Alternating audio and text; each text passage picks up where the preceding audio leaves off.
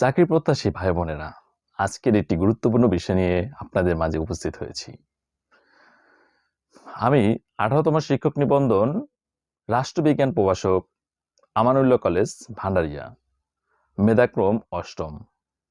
আমি আপনাদের মাঝে আজকের একটি গুরুত্বপূর্ণ বিষয় শেয়ার করব, যে আপনারা কত ঘন্টা লেখাপড়া করলে নিশ্চিতভাবে একটি চাকরি আপনারা আশা করতে পারেন। অনেকে অনেক ধরনের কথা বলে থাকে, তো আজকের আপনার সঠিক একটি পরামর্শ আপনারা শুনে থাকবেন। তো অবশ্যই ধৈর্য সহকারে ভিডিওটি দেখার চেষ্টা করবেন।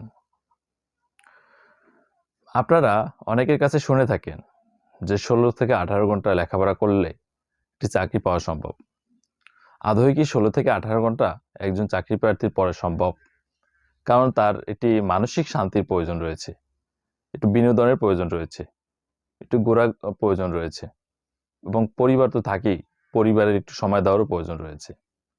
তাই 16 থেকে 18 ঘন্টা অনেকে বলে থাকে, কিন্তু এটা আদৌ করা সম্ভব নয়। তাহলে কত ঘন্টা লেখাপড়া করলে একটি চাকরি প্রার্থীর জন্য এটা সেফ জোন এবং এটা ভালো হয়? আমি মনে করি যে একজন চাকরি প্রার্থী সকালে ফজরের নামাজ পড়ে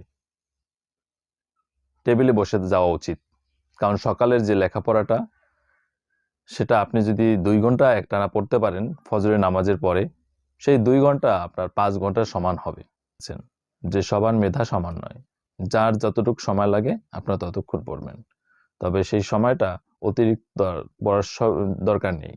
কারো একটা পড়া একবার পড়লে হয়ে যায়, আপনার 2 বার পড়া লাগবে। তো আপনি যার পড়াটা মুখস্থ থাকে না, আপনি পড়াটা বারবার পড়বেন। মনে রাখবেন একটা বিষয়, যে একাডেমিক জীবনে যে ফার্স্ট, সেকেন্ড, থার্ড হয়েছে, সে কিন্তু চাকরির বাজারে আপনার কাছে তুচ্ছ হতে পারে। কারণ আপনার মধ্যে যদি ধৈর্য, সাহস ও সেই ক্ষমতা থাকে, ধৈর্য, সাহস ও উদ্দীপনা থাকে, তাহলে আপনি তাকে অবশ্যই পিছনে ফেলে দিতে পারবেন। যেমনটা উদাহরণ, আমি কিন্তু এসএসসি, এইচএসসি লেভেলে ফার্স্ট ছিলাম না, 1 থেকে 10-এর মধ্যেও ছিলাম না।